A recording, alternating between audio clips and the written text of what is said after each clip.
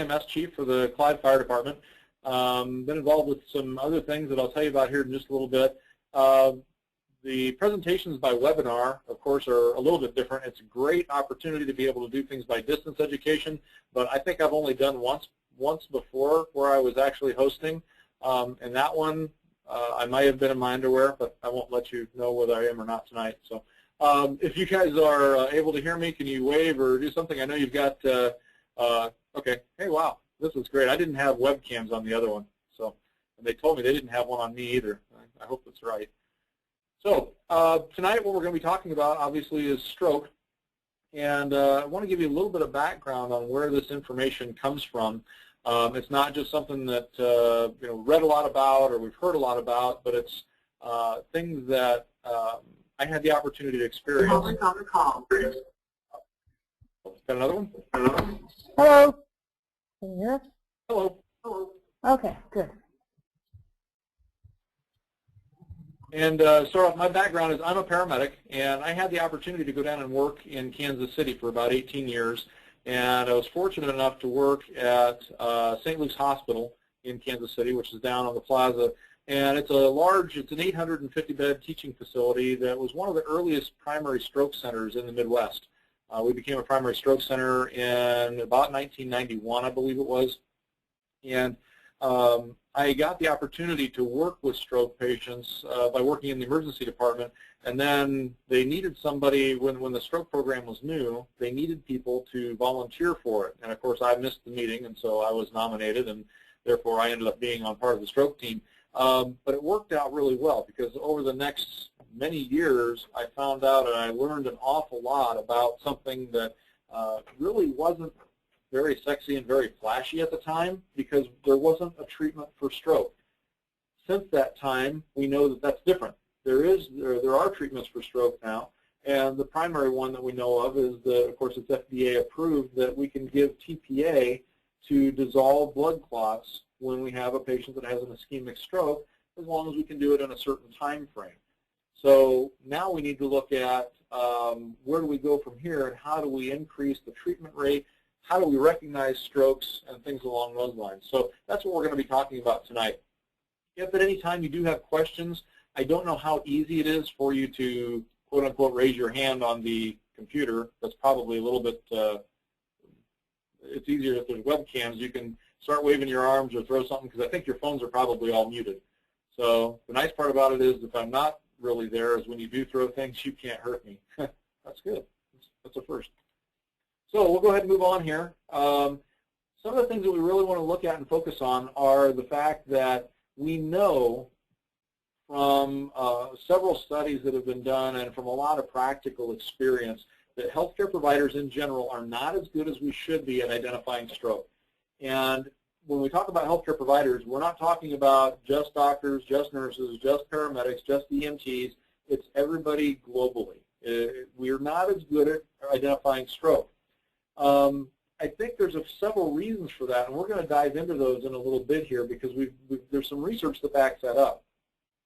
Also, healthcare in the rural setting creates different challenges for us for time-driven care. If we're dealing with STEMI, we're dealing with trauma, we're dealing with strokes, and the things that are truly time-sensitive disease processes, we have some different challenges than the folks do that live in the metro areas. And one of the things that we also know, if you've been doing this for very long, is that a lot of the people that write our textbooks and write the procedures and the processes and that design EMS systems, they design them from the standpoint of the major hospitals and the major cities and areas where they may not have the same challenges that we have. So we're going to look at how does that apply to us in Iowa, being a predominantly rural state, even though we do have some metro areas and we do have primary stroke centers. Also, we wanted to review the disease process. What is a stroke? What causes a stroke? And how do I know my patient's having a stroke? Because that's probably one of the most important things. We're going to look at applying a stroke screening process. Everybody here should be familiar with the Cincinnati Pre-Hospital Stroke Screen. That's the minimum standard that's set by the Iowa protocol, and we should all be familiar with it. It's old. It's been around for a long time. We're going to talk about that. We're going to talk about something that's probably, or that's definitely, a step better than the Cincinnati Pre-Hospital Stroke Screen, and it can be done by all levels of providers. There's nothing magic about it. but it helps us identify more stroke patients. Then we'll talk a little bit about what the current treatment practices are. What are the treatment windows? What are the where are our primary stroke centers, and why is that important? So if you have a PowerPoint, you have to have statistics. So here they are. Please don't memorize any of them. The only thing that I really want you to focus on is that one at the bottom that's in yellow, and that's the fact that these statistics are accurate as of today. The bad thing is that this slide was actually written for an education program that I started in 1993, and the statistics have not changed. And what I really want you to focus on is that word eligible. We know that we can give thrombolytics, specifically TPA, to a stroke patient if we can get them to a hospital that has a CT scanner, and that we can show that there's no bleeding in their brain, and we can get them there in a time window of 3 hours.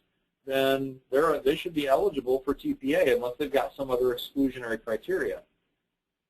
Less than 1/4 of all the patients that are eligible for TPA are actually getting it. And so we really need to look at that. And it's not just an EMS problem, it's healthcare in general. Stroke is the #1 leading dollar loss right now in the United States and in Iowa, because it's not just the fact that somebody has a stroke, but it's the care for the patient after they have the stroke. Stroke's not the leading killer, it's the 4th leading killer, but it's the #1 disabling illness. And so we have a lot of our healthcare dollars going to take care of our stroke victims after they've had their stroke, and they have to have some sort of convalescent care, whether it's nursing home, whether it's home health, or something as simple as rehab. It costs a lot of money. So it's drawing a lot of attention also. And actually, stroke is now probably one of the most studied disease processes because it's preventable, it's treatable, and it's the #1 dollar loss. So if we start looking at stroke, how do we figure out which patients are having strokes? And this one's a little bit of an outdated study, or well, it's not outdated, but it's done a little bit a few years ago, published in 1999. And basically they said, if you're in a hospital, how easy is it for you to identify a stroke? And they went back and they looked at, if you were in a teaching hospital, the tertiary care centers, they said, gee, we can identify a stroke 9 out of 10 times. Now, raise your hand if you think that there's something wrong with that number. Hey, good, I got somebody raising a hand. That's good, or at least pointing anyway. So, that's great, 90% sounds good. But if my family member is in a teaching hospital, a big hospital that is a stroke center, and they have a stroke, I want the odds to be a little bit better than 9 out of 10. It should be 10 out of 10. If we go to the community hospital that's not a teaching facility or not a stroke center, then those numbers drop down. They're missing some strokes. And we're going to talk about why that is. Looking specifically at EMS, now there's 2 studies here in these next 2 slides. One of them is looking specifically at paramedics. The other one looked at EMS providers at all levels, but they mislabeled it paramedics. They just said paramedics in general, but it was EMS providers at all levels. And the other thing that's interesting about this, if you're big into evidence-based medicine, or if you know anything about evidence-based medicine, one of the things they try and do is reproduce a study in a different area to say, yeah, you know what, the results of your study were probably accurate. This study was done on one of the coasts, and they said, you know what, the paramedics involved said that if you're having a stroke, they were right 49% of the time. They said if you were not having a stroke, then you were correct 56% of the time. That study was reproduced later, a year later, and published in Stroke magazine, or a Stroke journal, and relatively the same numbers and nearly the same percentages. And so what it did is it identified the fact that EMS providers, we were right in line with the things that were going on in the hospital. If you had somebody who's having a stroke, we weren't catching it. So we wanted to go back and look at that and figure out why is that. And I think we've discovered some things in the recent years that are going to allow us to be able to find those strokes. This is another one that was published in the last revision of the ACLS and the Heart Association guidelines. And it talked about the fact of the top group were a group of EMS providers, and specifically these were paramedics that were right out of school. They said, hey, you've just come out of school. You guys are gung-ho. You're ready to go. You're going to go save the world. The knowledge is fresh in your mind. Now, go identify stroke patients. And they had programmed stroke patients, and they said, here's the symptoms. Tell me, are they having a stroke or not? They were right about 2/3 of the time. They took another group of paramedic students right out of school, and they said, tell you what, we're going to take and give you some specific screening tools like the Cincinnati Prehospital Stroke Screen, which is just arm drift, facial droop, and speech, or the Los Angeles Prehospital Stroke Screen, which added a few other tests into it. And they said, we're going to give you the same batch of patients. And we're going to see if you can identify strokes. And this group was correct 86 to 97% of the time. And what that really reinforces for us is the fact of I can't just go based on my gut feeling or what my memory of a stroke is or whatever exam I've determined on my own is a good neurological exam or what I was taught in school, but I need a reproducible assessment.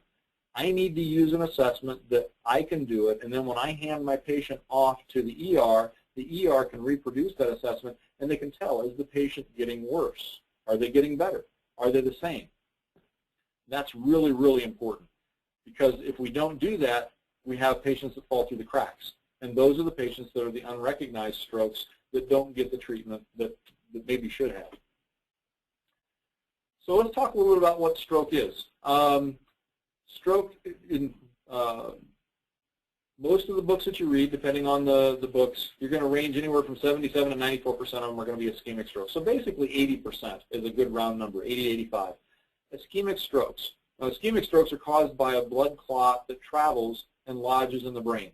So you've got an area of the brain tissue that's no longer getting oxygen or any blood flow, and that's your stroke. It's a very sudden onset, and it results in what's called focal neurological deficits. It's a neurological deficit that's demonstrated on your patient that you can pinpoint back to a specific area of the brain.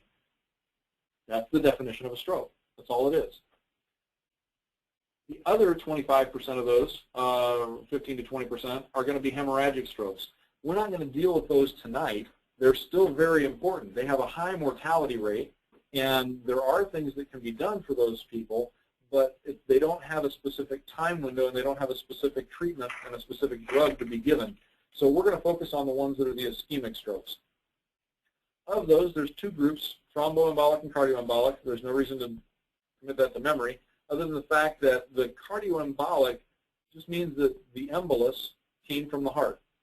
And that's about 1/3 of all ischemic strokes come from cardioembolisms. And typically what happens in a cardioembolic stroke is that a patient who has atrial fibrillation, the atria, the top chambers of the heart, sit here and quiver. And so when that happens, blood is allowed to go into the atria and it will pool. Anytime blood's allowed to slow down and pool, it'll form a clot. That clot can break free and travel. If it does, it can go through the ventricle and out into the aorta. And then the first three branches that come off of the aorta end up going into either one of the jugular or one of the carotid arteries. In this case, the clot that forms in that artery is a very uniform size. And where it will lodge is in an area of the artery. It's referred to as the M1 segment of the middle cerebral artery. Once again, don't commit it to memory unless you really like Trivial Pursuit. But the interesting part of that is that people who have atrial fibrillation will throw clots that are of uniform size, and when they do throw that clot, the place where it likes to go is right there in that spot. And that's the big bad stroke that we were all taught in EMT school and in paramedic school to identify. It's the clot that creates complete one-sided paralysis, facial drooping, speech problems, things like that. So that's what we were taught to look for. And part of the reason is that was low-hanging fruit. That's 1/3 of all of our ischemic strokes. So that's pretty easy to teach, and it's pretty easy to recognize. Now, where that blood clot comes from is that we've all got these fatty streaks in our arteries.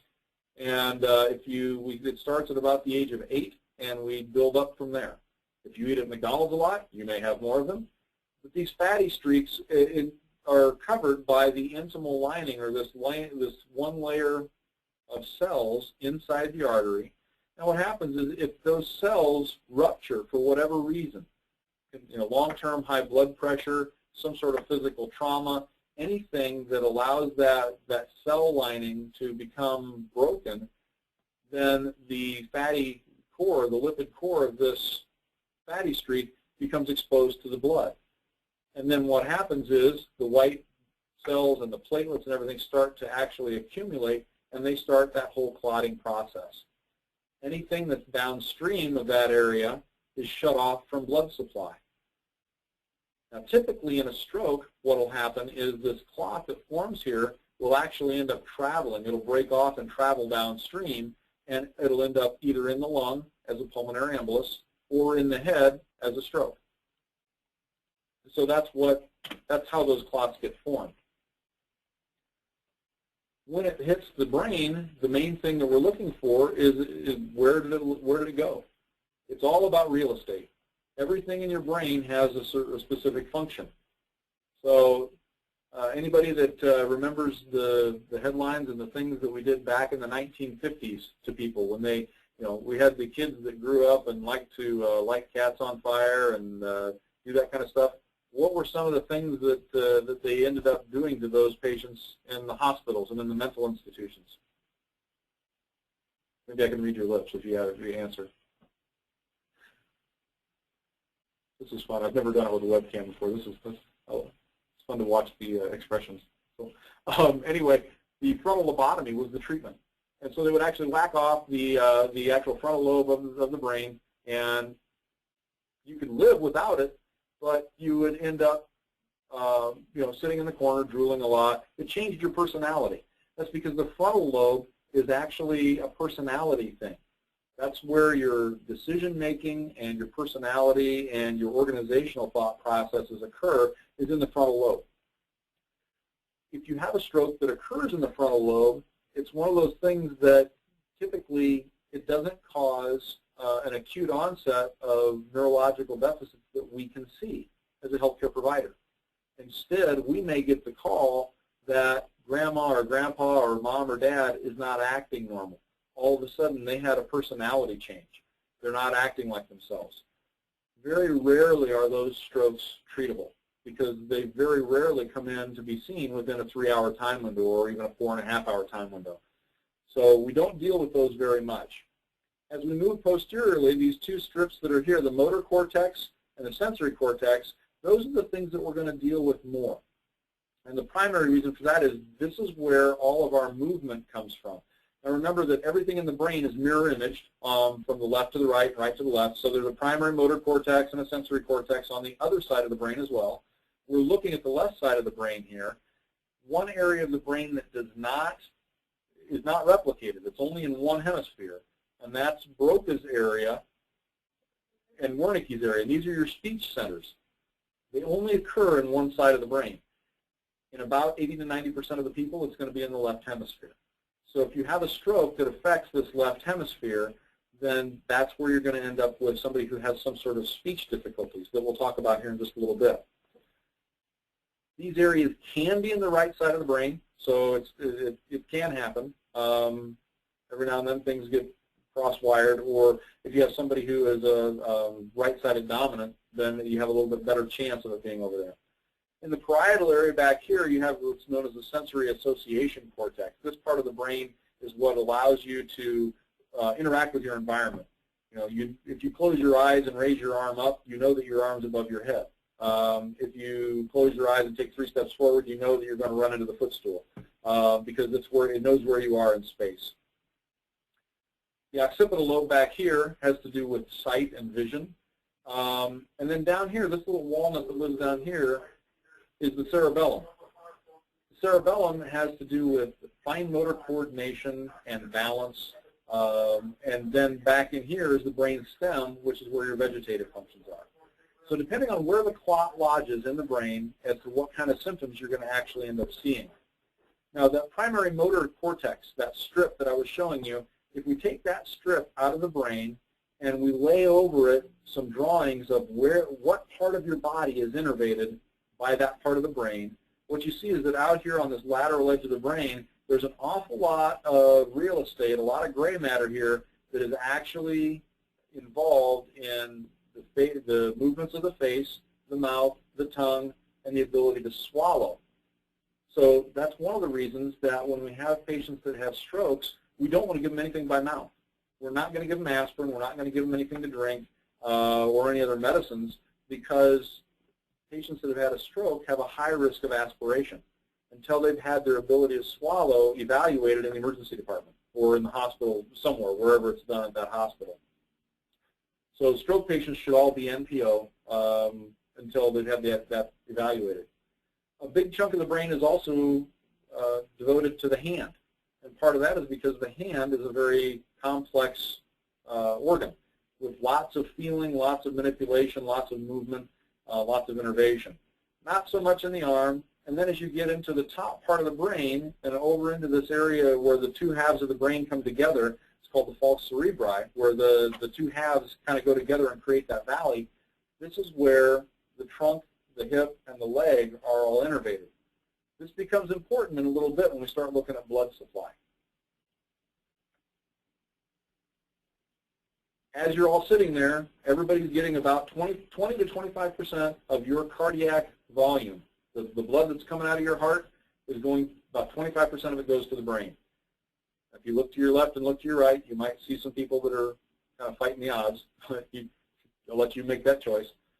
But as you get that blood flow to your brain, there's two things that your brain needs. It needs oxygen and it needs glucose. It gets that from the blood supply. If we stop giving blood supply to an area of the brain, the symptoms and the things that we see in the patient are immediate. So if we throw a clot into one of those arteries, we see an immediate, acute, sudden onset of the symptoms. Now keep in mind also that because the brain has two hemispheres, and because the parts of your brain that keep you awake actually occur in both sides, it's very difficult to throw a blood clot into your brain and have you have an altered mental status. Altered being depressed. So your stroke patients that have an ischemic stroke very, very rarely will appear as being sleepy or somnolent or lethargic or stuporous or unresponsive. That doesn't happen very often. If you have a patient who's having a stroke and they do have a decreased mental status, then a lot of what you'll see is that really favors that it's one of those 15% that's having a bleed. And there's other symptoms that will typically go along with that, like a headache, things along those lines. So as we follow the blood flow in the brain, we know we've got these external carotid arteries that come up here, and they go up through here. We've also got some blood supply that comes in through the back part of the brain and the basilar artery, and they all come together to form a structure right down in through here. So I don't know if I can read lips or not, but who's got an answer for what's that called? What's that structure where those blood vessels all come together? I was told I have to ask you questions, so I don't know how you're going to reply, but if anybody's got a mute button, now's the time to use it. Try it again. Go, Billy. Basal ganglia? Basal ganglia I heard, which those are more of the neurons up here. I think I heard somebody say circle of Willis. Anybody vote for circle of Willis? You can raise your hand to vote. I'm raising my hand, but you can't see me. That's okay. Yeah, the circle of Willis. So the great part about this is when Mother Nature built us, all of a sudden we got this, if I lose blood supply from one half of my brain, I can get blood supply from the other half of the brain. Well, that's great, except that it's not great blood supply. And in fact, about 20% of the people don't have an intact circle of Willis. And it might keep me alive, but I'm probably not going to be doing any higher math functions. So, but it's on every EMT and paramedic test ever since it was created, so we always have to talk about it. Looking at the blood supply, we've known about this for a long time, and we know that the carotid arteries come up and they branch off, and they provide a lot of blood supply to a large chunk of the brain. This is where we get the majority of our blood supply to the brain. Where it branches off, the very first branch off of this anterior cerebral artery comes to the ophthalmic artery. So if we put a clot in the ophthalmic artery, you may have somebody that has an acute onset of sudden blindness in one eye. And that is a stroke. That's actually something that's a fixable stroke. It's fairly rare, but it does happen. As we go more superiorly, we get into this M1 segment of the middle cerebral artery, which then affects this whole part of the brain in here, which I think shows up on a better slide here. So if we're looking at it, the picture on the right is that same picture. We're looking at the left side of the brain. The anterior cerebral artery comes up through here, and this is how much of the brain it perfuses. But if we turn that slice and look at it from a frontal view, so we're looking at the brain from the front now, over here in this picture to the left, this is the anterior cerebral artery. There's a left one and a right one, and each one of them perfuses that half of the brain, but it's only in that small part of the center around the falx cerebri. The rest of this is all perfused through the middle cerebral artery. The take-home point is that that place where we've learned to look for all of our strokes is this stuff out here, not the stuff up here in the middle. If we look at what's innervated in that area, we're looking at trunk and hip, but it's not affecting the arm, it's not affecting the hand, it's not affecting the face. Has anybody seen a patient that you get called for, and when they meet you at the door, everything's working? There's no arm drift, there's no facial droop, there's no problems with speech, but yet they're dragging one leg. Has anybody seen that? Scanning the crowd, scanning the crowd. Bueller. Okay. One person said they did. Good, thanks. Okay. It's fairly rare. It's about 5% of all strokes, but it does happen. If you think about that, if you can't use your right leg anymore, how many of you does that affect your job? There you go. Thank you. Thanks for playing along. That's interaction of the program. You're going to have to get a different job. You're not going to be able to do, most likely, you're probably not going to be able to do what it is that you do right now for a living if your right leg no longer works. It's going to affect your ability to drive. It's going to affect your ability to walk. It's going to affect pretty much everything you do. And it's a treatable stroke. But it's certainly not anything that I was taught to look for in EMT school or in paramedic school. Nurses weren't taught to look for it in nursing school, and physicians weren't really even taught to look for it in medical school. We know it can happen, but we weren't really taught to look for it. We don't assess for it. It doesn't cause any deficits in our Cincinnati Pre-Hospital Stroke Screen. So we need to know that that's out there. This is the stroke we were taught to look for. This is that middle cerebral artery stroke with the M1 segment being occluded down here, and it affects everything. So you get one whole hemisphere of the brain that is affected. And if you look at where that middle cerebral artery, what all it actually perfuses, it's a lot. So there's a big chunk of the brain there. What I want to look at next is this posterior circulation. And this is kind of that hidden gem that we never really dealt with because we didn't really either understand it, or it was glossed over in our textbooks, or it didn't create specific symptoms that were easy to track. And in the along each side of the vertebral column are the vertebral arteries that come up together to form the basilar artery. So down here along the vertebral arteries come up, and then they create the basilar artery here, which then branches off to the posterior circulating arteries. And this gives all the perfusion to the cerebellum and to the brainstem. That's really important, because if you throw a clot in this area or develop a clot in this area, you've got some very, very severe symptoms and a high likelihood, it's a very high mortality rate, but it's not necessarily going to cause you to have facial drooping. It's not going to cause arm drift, and it's not going to cause speech problems, but it's a treatable stroke. If we can get this person to a stroke treatment center within a time frame, they can actually give TPA and dissolve that clot. So we need to talk about, what is this stroke syndrome in the posterior circulation, and how do we recognize it? The Heart Association has done a really good job of getting information out about stroke. They put it into our CPR classes, they put it into our ACLS classes, and a lot of times they'll list things like this. This actually came from one of their flyers, and it talks about the different symptoms. We all know about the fact that if you have a right hemispheric stroke, you can get left-sided paralysis. We know that you can get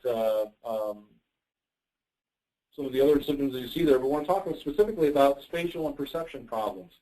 People who have a stroke that affects the right hemisphere, this is the side of the brain that typically takes care of where you are in space and how far away is that bus that's coming towards you. This is where your judgment is. So not only do you not know how far away the bus is, but you don't have a good judgment of how fast it's coming, and so you walk out in front of the bus. Patients with strokes in this hemisphere also end up having impulsive behavior. They don't know what their limitations are, and they may get up and try and walk, even though they know they've got one-sided paralysis. The next symptom that's listed there is called neglect, and this one is really kind of an interesting twist because what happens is patients that have a neglect will actually not be able, the left half of their world disappears. Not necessarily visually, it can, but they ignore it. Their brain writes it off. And so there's something that we can do to actually look for that, and we'll talk about that here in a little bit. The visual field cuts we'll talk about in the next slide. The left hemispheric stroke, we know you're going to have right-sided paralysis, and once again, you're going to have some speech problems with expressive or receptive aphasia, and those are the 10-cent terms for the inability to communicate your thoughts or inability to express, typically through speech. There's a video, let's see if I can get this to work here. I don't know how many of you saw this before. This was the news reporter who had she basically had a small stroke, or they called it possibly a complex migraine, while she was actually on live TV. So this is live. CBS 2 Serene Branches live at the Staples Center with highlights and backstage coverage we're seeing for the very first time. Cerise. Well, a very, very heavy rotation tonight. We had a very Darrison fight. Let's go ahead, Terrace Chazen goes to the bet to have the pit. Were you guys able to hear that okay? Thumbs up, thumbs down? Okay, good. That's a very classic presentation of what's referred to as expressive aphasia. All of a sudden, she was not able to get her words to come out the way that she wanted to. But one of the things you notice in her face is that she knows it. She can hear what it is that she's saying, and the words that she's saying aren't making sense. And so she immediately tried to cut away. She was trying to cut away to somebody else, but the words still weren't coming out correctly. That's what happens in patients who have expressive aphasia, and it's a very common thing for us to have happen for our stroke patients.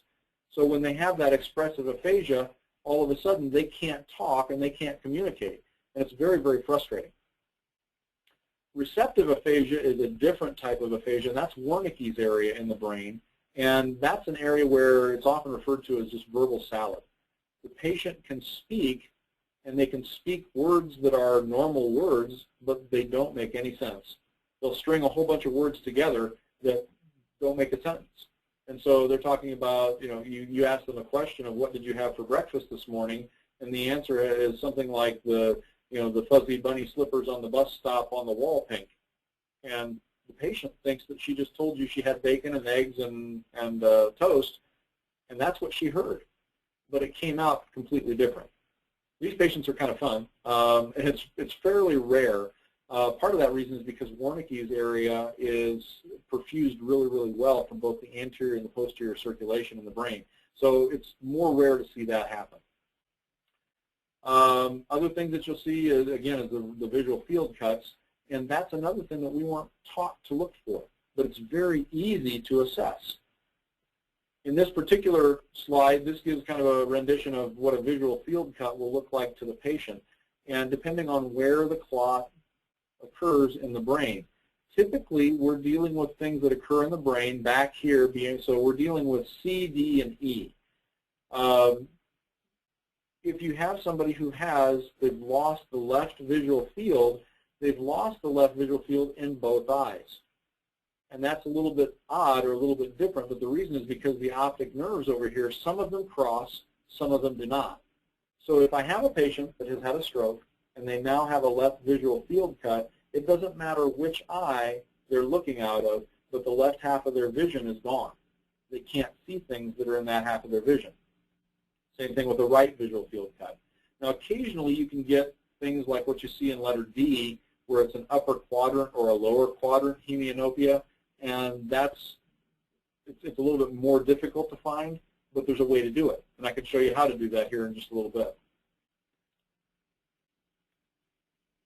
Another thing that you can do for a stroke patient is, when you're doing an assessment, is give them a picture of something.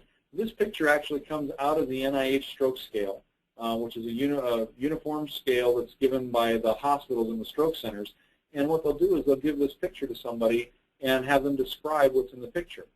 And immediately you can tell a lot by what they describe.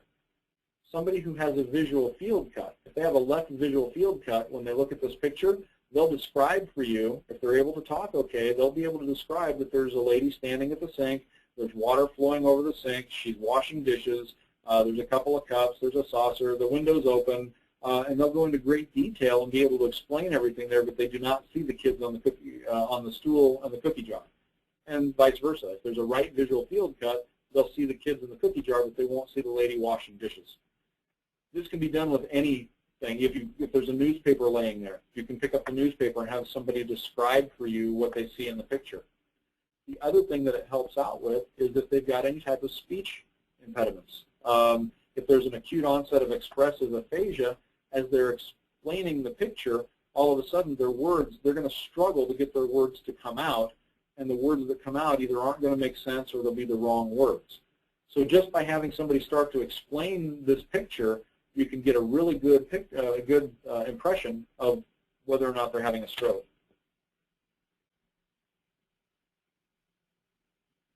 So we know that there's patients that have strokes. We know that there's anterior circulation and posterior circulation, and the posterior circulation creates symptoms that we haven't been taught to look for. So what do we do about that? And what we're going to do is we're going to look at some different assessments. First off, I want to talk a little bit about what the treatments are. If we have somebody who's having a stroke, this shouldn't be a surprise that we can give somebody a thrombolytic, and specifically it's TPA, and it can be given within 3 hours. And this is FDA approved, so that's what you hear everybody talk about. Has anybody heard about expanding that window from 3 to maybe 4.5 hours? Can we talk to your stroke folks at the hospitals, or heard anybody talking about that? Okay, good. Saw a couple hands that went up. All of the stroke centers in Iowa have agreed that 4.5 hours is actually a better number to use, and we'll talk about why that is in just a minute.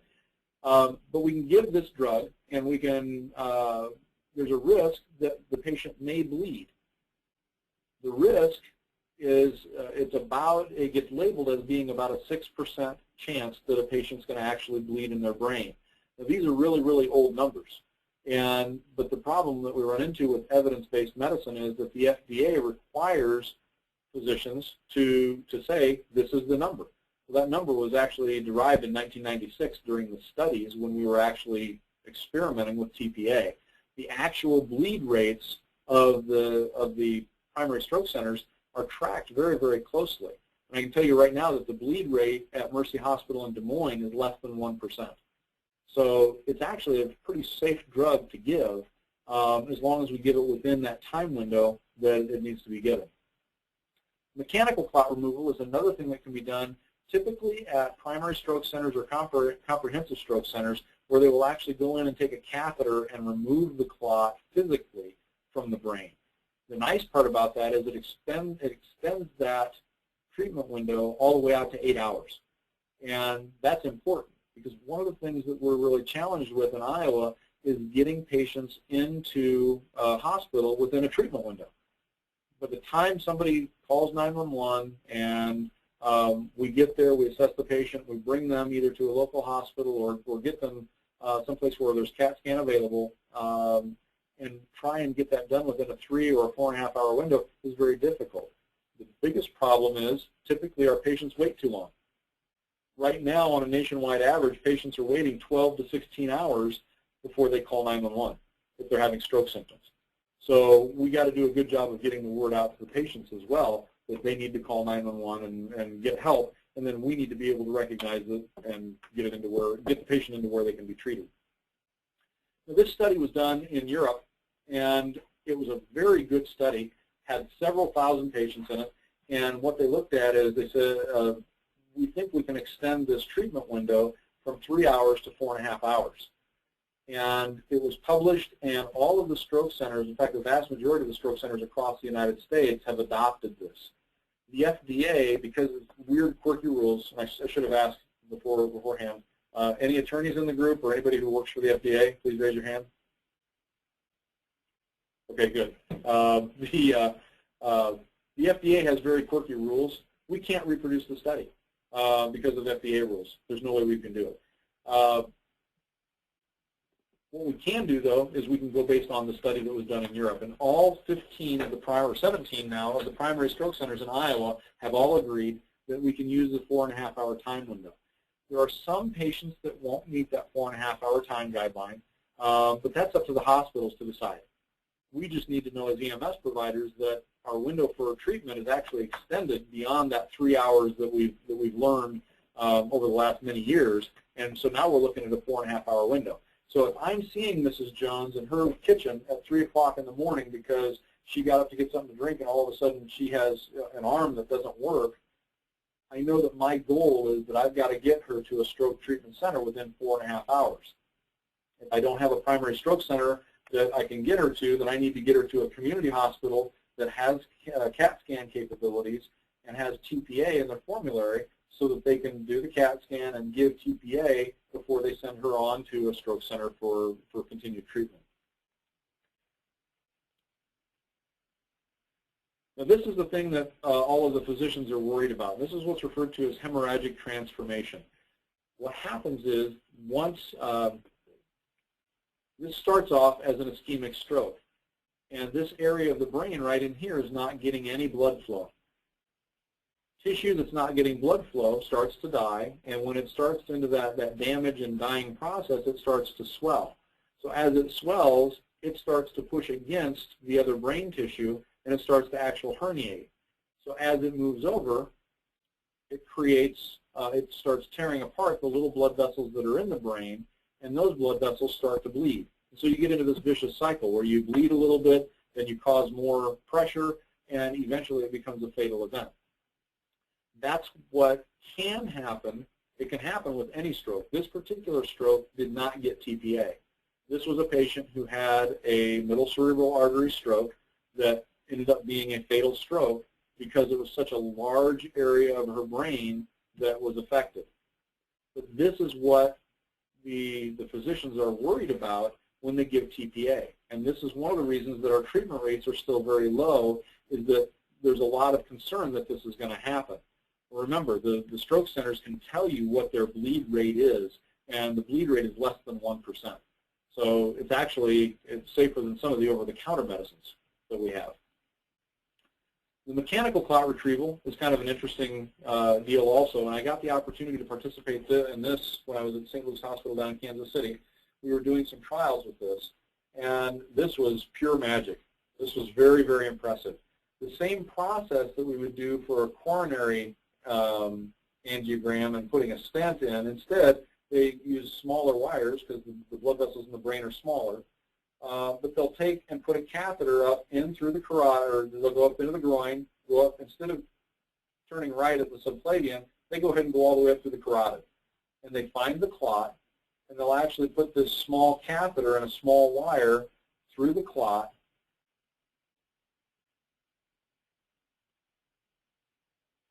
And then they will exchange the wire out. So we pull the initial wire out and put a second wire in that has a corkscrew built into it. So it's already a pre-bent wire, and then they'll actually thread that into the clot. Now, back upstream, where the big catheter is, there's a balloon on that, and that prevents blood from flowing against the clot as we're pulling it out. And then they'll pull the clot and actually pull it back to the larger catheter or the sheath, and then they'll suck the clot out. The manufacturer's video makes this look very gentle and very, easygoing. In reality, the amount of time that it takes to pull that wire out is about 1 to 1.5 seconds. The wire comes out very quickly. And the reason is, as soon as we inflate the balloon, we've just created a huge stroke because we've shut blood supply off to an entire hemisphere of the brain. We don't want to do that for very long. So this was really cool. The first time that I saw this done was a 51-year-old lady who she came in. She was completely paralyzed on one side and couldn't talk, completely aphasic. We put the wire up in and found the clot and threaded the clot and pulled it out. And you catch everything in these little kidney basins. That's the only thing we've ever found good for a kidney basin, because it certainly doesn't work for emesis. But we were sort of trying to pan for gold in this kidney basin, and we found the clot. And we pulled the clot out, and we were holding it in our hand, and the patient looked up at us and said, "What are you looking at?" And she's been completely unable to talk for the last 3.5 hours. And so it was really kind of funny watching everybody wet themselves in the cath lab, because we didn't expect her to wake up that quickly, or I shouldn't say wake up, but we didn't expect her to resolve her symptoms that quickly, and it was immediate. Within 5 minutes, she was moving everything on her affected side, had fine motor coordination, and we basically removed her stroke, and we're standing there holding her stroke. So it was one of the cooler things that I think I've ever seen. It's not always effective. It's only available in some of the larger centers where they're doing some stroke research, and where they're actually typically in the comprehensive stroke centers. So you just have to make sure that we know where that's available. This is the actual size of the wire that was used for that corkscrew procedure. And there's varying sizes depending on where the clot's located inside the brain. There are other treatments that are also available. And one of the things that we need to do as EMS providers is we need to be in contact with our stroke centers and find out what they're doing. These treatments are not FDA approved, so they're considered off-label. But one of the things that they may be able to do is, instead of giving somebody a whole bucket load of TPA that circulates through their body and dissolves all the clots in their body, that's a potential hazard. So instead, we'll take that same catheter, we'll go into the brain, and we'll put the catheter tip right by the clot. And we'll inject small amounts of TPA right on the clot itself in an effort to try and dissolve the clot. And we had some pretty good success with this. Recently, this has been poo-pooed in the trials and the evidence-based stuff. They're looking at it again to see, is there, we know that there were patients that got better when we did this, and it extends the treatment window out to about 6 hours. So there's definitely some benefit for it. But when we looked at the large numbers nationwide, there didn't seem to be any benefit. So they're going back to look and see if the study was flawed somehow. Some of the other things that are going on, there's a drug called desmoteplase, which is affectionately referred to as bat stip. It's a TPA derivative that's made from vampire bat venom. And so the nice part about it is it extends the treatment window out to 9 hours. Not sure exactly why. But after you give it to your patient, they do seem to stay up at night, wander the halls, and they don't like garlic. That's a joke. You can laugh. It's okay. Good. At least somebody did. Thanks for humoring me. The other thing that they've studied, if you're reading GEMS or any of our trade publications for the EMS folks, there was a neuroprotective agent that was being studied out in Los Angeles. It was called the FAST-MAG trial. And what they were doing is they were finding patients that they thought were having strokes, and they would give them magnesium sulfate through an IV. And they would see, did this help protect the neurons in the brain from the stroke? And they finally got it done. It was the results were released in February of 2014, and they found out it didn't work. So it's something that they were working on for a long time. The good news out of that was that it was a very well done study. And one of the things that we struggle with in EMS is being able to do evidence-based medicine. They proved that it could be done. They had a very good study. It was a very powerful study, and it was done all in ambulances through Southern California. So that brings us to, what do we do about all this information? So we know what a stroke is. Specifically, we're talking about ischemic strokes. We know that it's all about the real estate. We know there's two different sets of circulation in the brain. There's anterior circulation and posterior circulation. And we know that we're not very good at detecting stroke patients, or we're not as good as we probably should be, because we're still missing a significant number of strokes. And we know that 25% of the eligible patients are not getting TPA. So we're not treating the ones that we do know about. So here's what we got to try and figure out what to do. It's an evidence-based approach. If you want to read that, feel free. I think you'll have access to the slides. In a nutshell, really all I was trying to illustrate there is the fact that stroke is now one of the most highly studied diseases. The kicker on this is that of all the studies, these are all based on pre-hospital.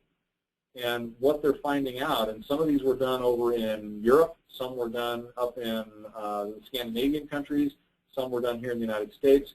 What they're figuring out is that the key piece of the puzzle for getting patients treated is EMS. We actually hold the cards, and it's pretty rare for us to be holding the cards in a lot of what we do in healthcare. Over the years, as EMS has developed, we've always taken what's gone on in the hospital, they push it out to EMS, and we try and figure out how we can use it in the field in Mrs. Jones' living room or in a ditch somewhere. What they're finding out now is that the key thing that will increase treatment rates for stroke patients is the recognition of the stroke by EMS and the handoff. That articulation between EMS providers in the hospital is the #1 thing that will determine whether or not a patient's going to get treated. And that's really cool for EMS geeks like me. We actually, we make a difference, and it's been shown that we make a difference. And the hospitals are starting to take note of this. And so we're starting to look at how do we make our stroke alert process, and how do we get the early notification, and what role does air medical transport play for us, depending on where we're at. And do we bypass a community hospital to go to a primary stroke center? And those are all things that our medical directors and our service directors are talking about or need to be talking about, because, once again, this is the #1 disabling disease in the country, or actually in the world. So the burden on us is that we need to make sure we're doing good assessments. We can't afford to miss the stroke. We need to get better at our physical exams. We need to look at history taking. And history taking is really, really important, because we get the opportunity to see the patient in the environment where the stroke occurred. There's a lot of clues that we can pick up on that the physicians and the nurses in the hospital won't have the opportunity to look for. So we need to make sure that we gather those clues and report those on when we do our handoff. When we talk about stroke centers and the NIH stroke scale, know where your stroke centers are. And the NIH stroke scale is something we're going to talk about. I'm going to look at the next slide here real quick. We'll back up.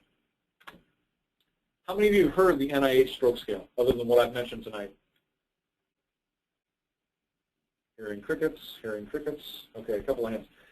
National Institutes of Health came up with a stroke scale back in the early 90s, and the reason that they did it is they recognized the need for a reproducible stroke assessment. If I've got a patient that has a stroke and they go into their local community hospital, and then we do an assessment on them, and then we ship them on to a stroke center, we need to know, did the patient get better, did they get worse, did they stay the same, and we didn't have a good standardized way to do that. So the National Institutes of Health came out with what's called the NIH stroke scale.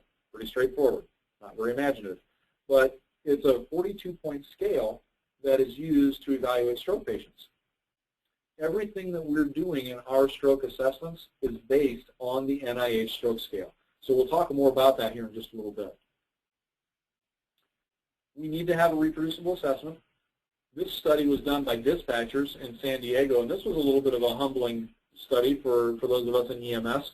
They found out that, once again, the paramedics and EMS providers on the ambulances in San Diego at that time were not using the Cincinnati pre-hospital stroke screen. They were not using a Los Angeles pre-hospital stroke screen or a MEND exam or anything.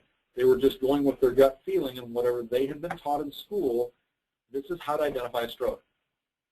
Well, the dispatchers put EMD into effect, the emergency medical dispatch protocols, where they would ask programmed questions of the patient. So they'd ask the same questions every time, and based on the responses that were given, they predicted, was the patient having a stroke or not. And what they found out is that the dispatchers were actually more accurate over the phone at identifying stroke than the EMS providers were who were standing next to the patient. That switched once the EMS providers started using a reproducible assessment. Once they started using a Cincinnati pre-hospital stroke screen or something that was a good stroke assessment, all of a sudden their numbers went up. So that was very, very important. I mentioned this already. It's a good stroke scale to use. It's great for baseline, and it creates a uniform exam, very easy to track statistically. But it's too long for us in the EMS world. There are some EMS systems that are starting to use this down in the Kansas City area, I don't know what their success rate is at this point, but it's not real good for us. So we need to look at what tests can we do off of that NIH stroke scale, and what can we do that makes a difference. Back in 1993, they were studying stroke in Cincinnati. And what they came up with is they said, we're going to give TPA to everybody who qualifies. The only patients that qualify are those that have an NIH stroke scale of 11 or greater. In other words, it had to be a big, bad, obvious stroke. And what they were looking at is it had to be a middle cerebral artery distribution. And this was back when we were testing TPA. We didn't know if it would work or not. So these were the trials for the drug. And what they wanted to do is they said, okay, we have this NIH stroke scale. What can we teach our EMS providers to identify a middle cerebral artery stroke? And these three things came out. And if you read all of the literature about this, or anything in GEMS or any of our trade magazines, they talk about the fact that the Cincinnati prehospital stroke screen is up to 87% specific or sensitive. I always get those two mixed up. But basically, it's really good. It's going to catch 87% of your strokes. Well, the problem with that is it'll catch 87% of your strokes if it's in the middle cerebral artery. It won't catch other strokes. So this was good for what they were doing in 1993 when they were doing this as a study. Well, it's 2014. It's 21 years later, and we're still using this as our base in the Iowa protocols for EMS. This is our basis for stroke exams. So we really need to raise the bar. There's better stuff out there, and there's better exams that we can do. In the Cincinnati prehospital stroke screen, you've got the facial droop, speech, and arm drift. Those three things were taken from the NIH stroke scale. The Los Angeles prehospital stroke scale, and how many of you have heard of that one, besides what I mentioned earlier tonight? Okay, good, thank you. This was done for the FAST-MAG study, and they devised this screen to make sure that they were getting stroke patients. Because if you've taken patients into the hospital with what you thought was a stroke and found out later that it wasn't a stroke, it was a stroke mimic, you know that there's several things that can mimic a stroke. Well, they didn't want those in their study. So if you print off the Los Angeles prehospital stroke screen, just Google it and print it off, one of the first things you'll see is that if the patient is under the age of 45, they get excluded. If the patient is an insulin-dependent diabetic, they get excluded. If the patient has a history of seizures, they get excluded. So they were trying to get rid of all the things that could mimic a stroke. I don't want to do that. My patients in Clive, Iowa, I don't care. We know we can get patients that have a stroke that are under the age of 45. We know that seizure patients have strokes. We know that diabetics have strokes. So I don't want to exclude any of those patients. So that's the reason I don't like the Los Angeles prehospital stroke scale very well. The actual neurological portion of it is good. And once again, it's based on the NIH stroke scale.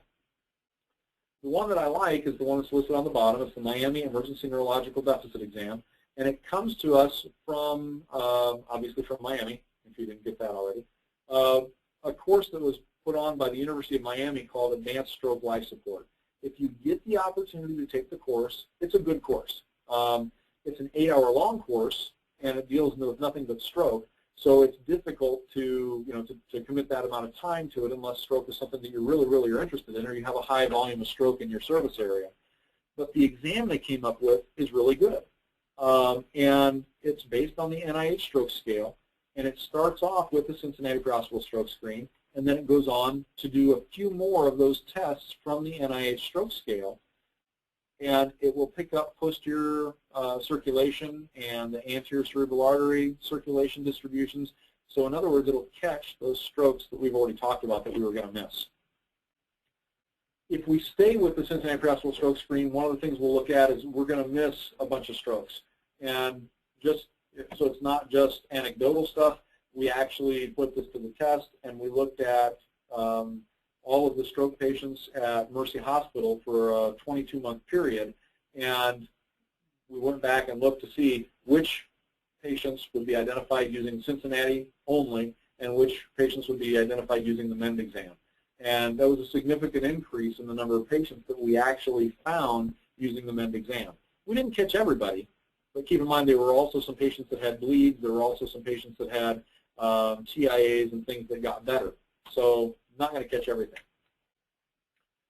So the MEND exam, is what we're adopting and adapting for the Iowa Stroke EMS exam, and we're trying to get this put into the EMS stroke protocol so that we can use this as our baseline. This next section that I've got is a video that we made. That it's an 18 long minute video. 18 long minute? Yeah, it's long minutes. How about 18-minute long video? So if you need to get up and stretch, do a bathroom break or anything, we've been sitting for right about an hour.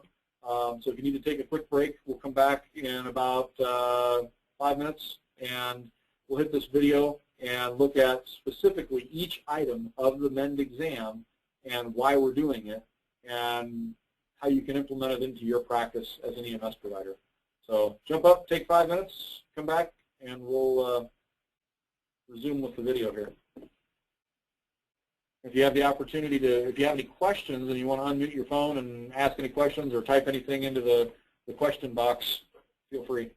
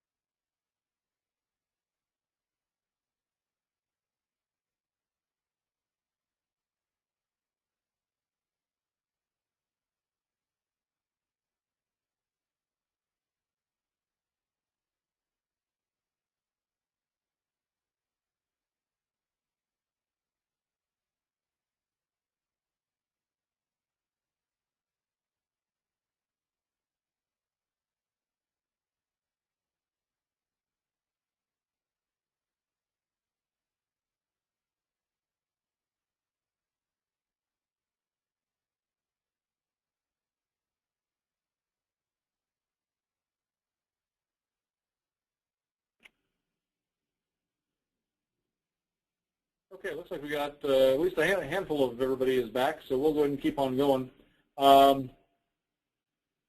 Make sure did I unmute my phone? Can you hear me? Bueller? Hey, good, I got to get thumbs up. Okay. This video is it's a video that we made at the Iowa Healthcare Collaborative, and hopefully it will run. Didn't give this a try yet, so we'll see what happens here.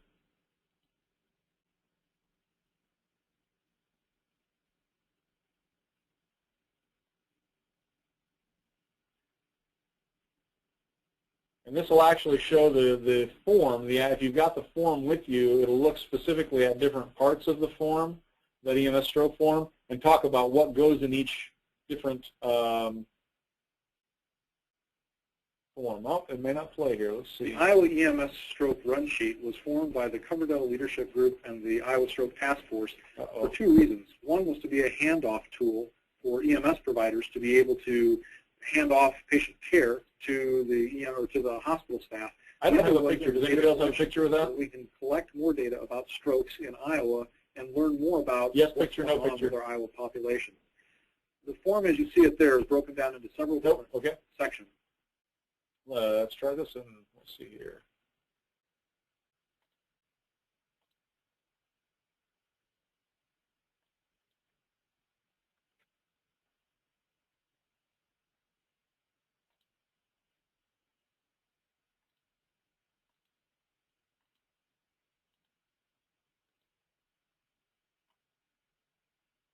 Bear with me for just a second. We'll get out in a different direction here.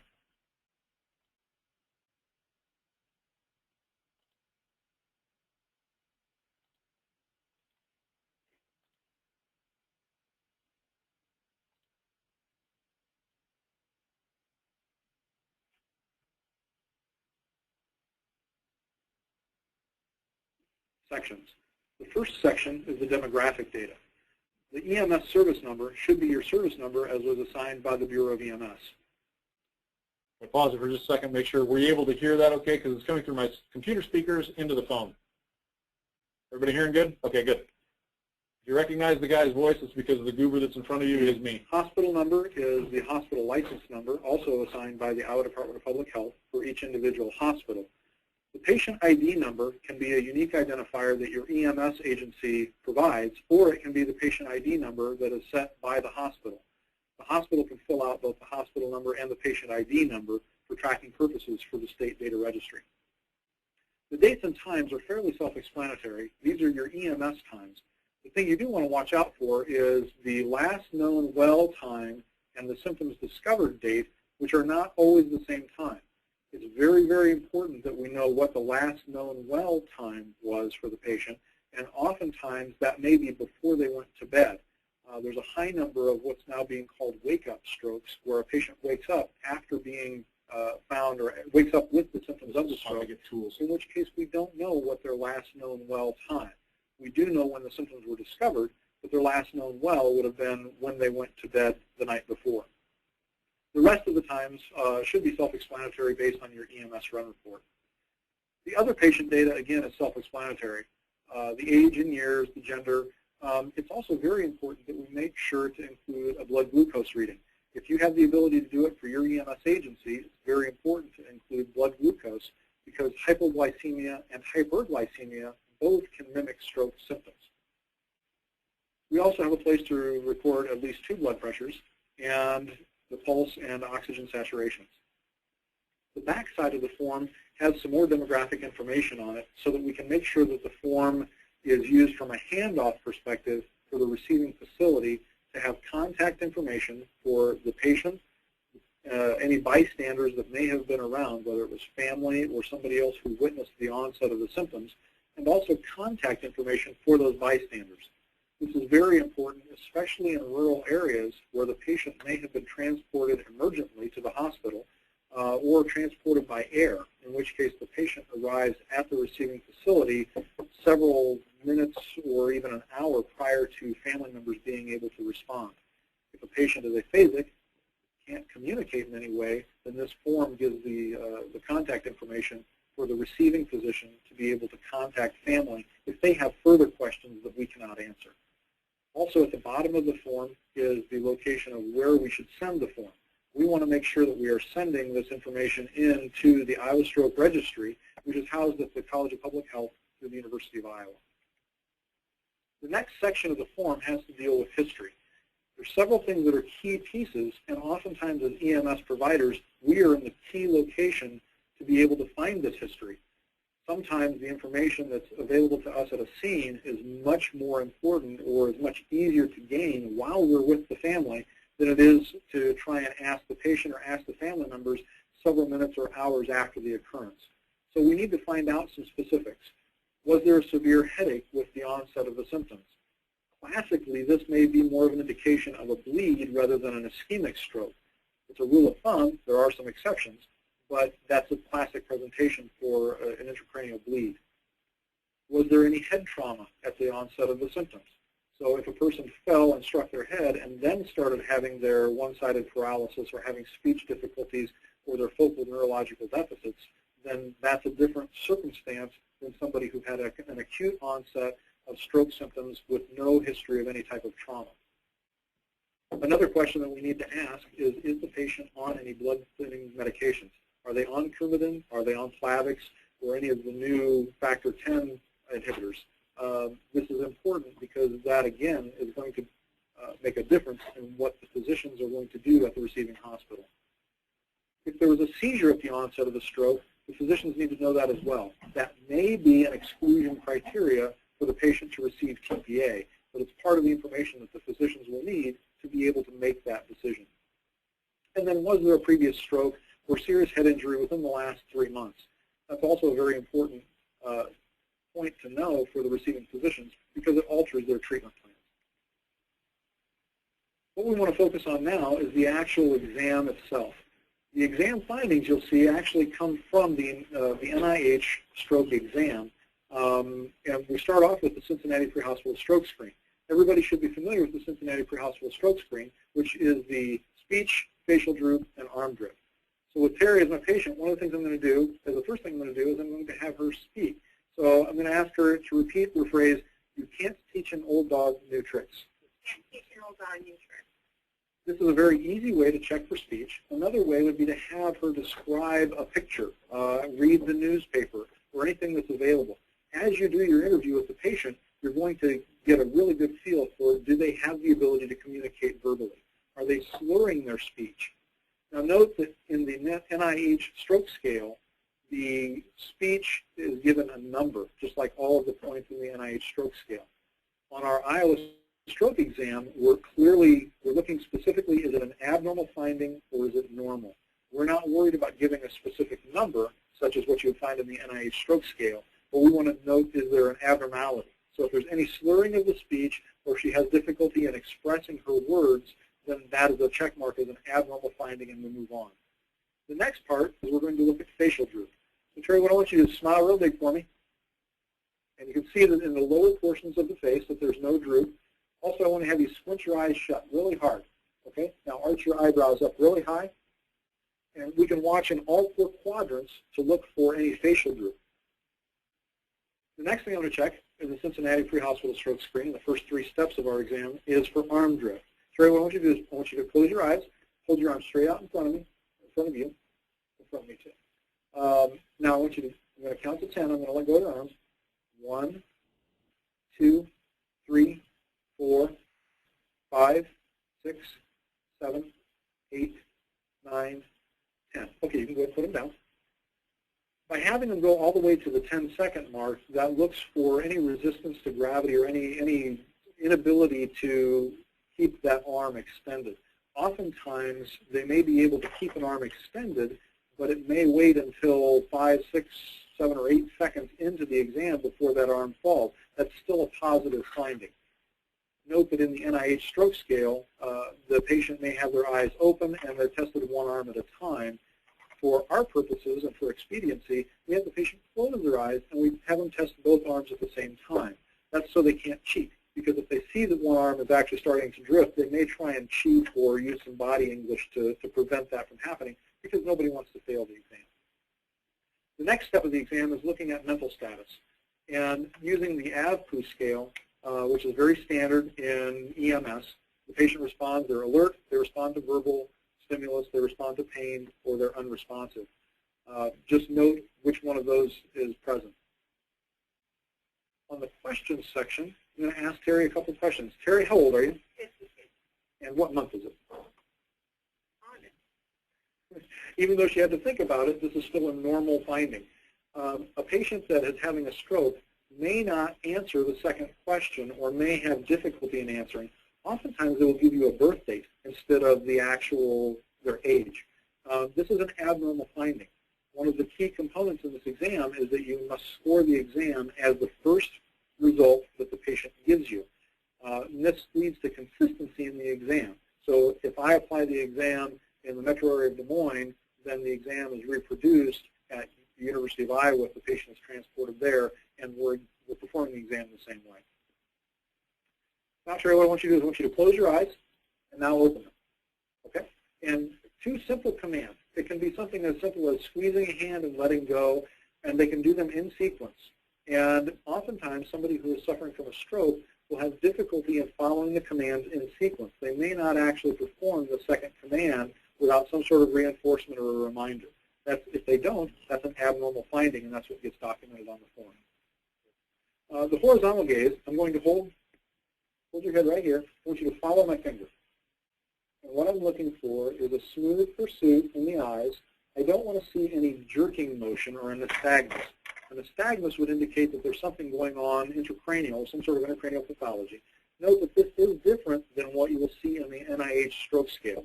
In the NIH stroke scale, the horizontal gaze maneuver is not looking specifically for nystagmus, but more for a gaze paralysis. If there is any type of an effect to the third cranial nerve, then the gaze may actually become paralyzed. As I move my finger to one side, then she may not be able to bring her gaze back to center, or she may not be able to without much difficulty. And that's an abnormal finding.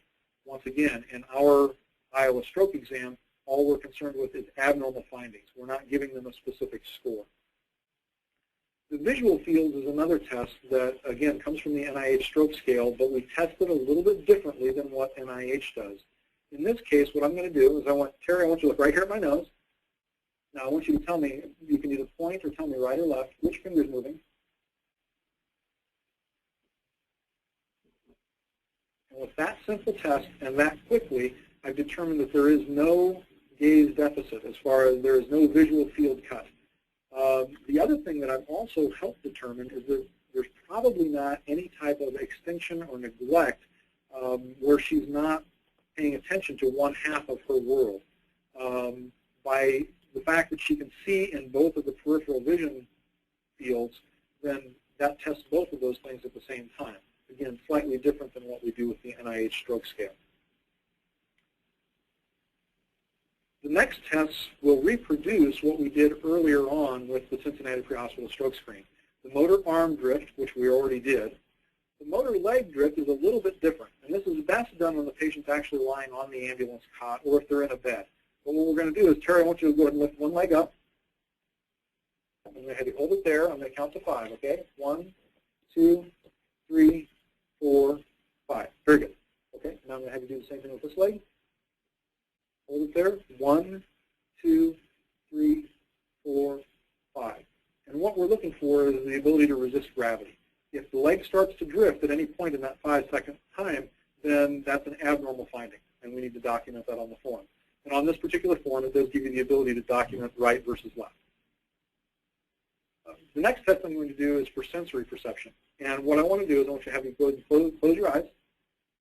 Tell me, which side am I touching you on? Left, right, both. I'm going to repeat the same test on her legs as well. And one of the things that I want to find out is, does she feel me touching on both sides? The other question I can ask is, does it feel the same on both sides? But by testing both sides at the same time, one of the things that I'm looking for is a sensory deficit known as neglect.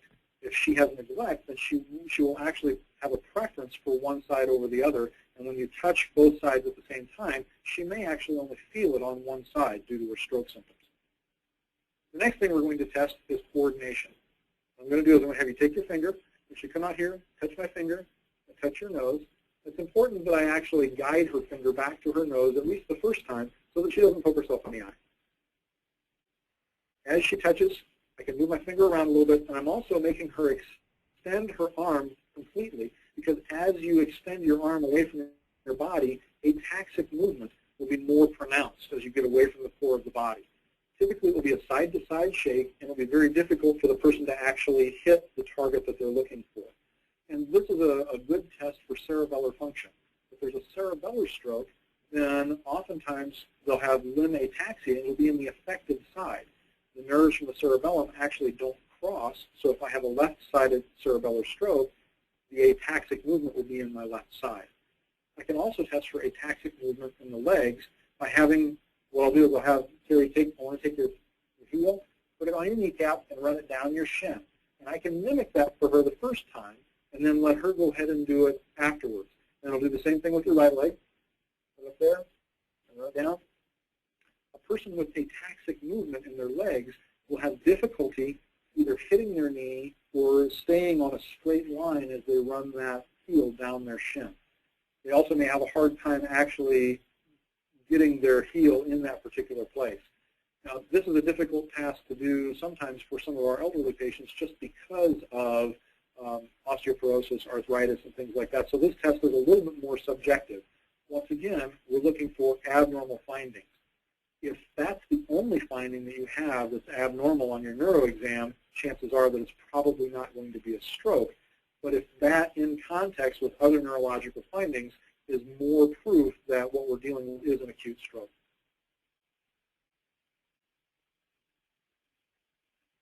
Some of the exam rules for completion are very similar to the NIH stroke scale. Administer the exam items in the exact order that they were done. You also want to avoid coaching the patient. We want to get their first response. If they don't understand the instructions, it's okay to repeat the instructions or provide clarification, but don't coach them on what they're supposed to do. The instructions should be very clear, and if they can't comprehend the instructions, then that's an abnormal exam. Accept and record the first efforts. So if the patient is not able to actually do an arm drift or their arm falls and they try again, the first effort is the one that we're actually looking for. We also want to score only what the patient does. And this is really hard to do sometimes. We may expect that the patient can do a test, or we expect them to have an arm drift and they don't, and we're a little puzzled, and so we may mark that as being abnormal even though it was a normal test. So we need to make sure that we only document what the patient actually performs. We want to be consistent. The consistency is one of the keys in this exam. If everybody throughout the state of Iowa starts using this exam, which is our goal, then when we do it in the pre-hospital world, and we get to a community hospital or a critical access hospital and they reproduce this assessment, we want it to be the same assessment. That way we can tell if the patient's symptoms are getting worse, getting better, or if they've stayed the same. And last, we want to include all of the deficits, including those from a previous stroke. This becomes difficult if we're assessing a patient that has a new onset of symptoms where the symptoms are different than what their deficits have been in the past. And it's very tough for us to tell in the EMS environment whether or not this is a new stroke or something from their previous stroke. The good news is we don't have to worry about it. It's not our job. We need to make sure that if we do have somebody who is potentially in a stroke treatment window, we want to be able to deliver that patient to a hospital that can treat that stroke in the time frame that's allowed.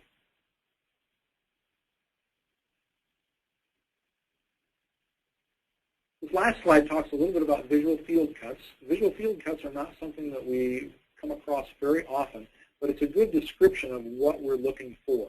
And when I went and tested Terry's vision, remember I was actually looking in the outside peripheral vision.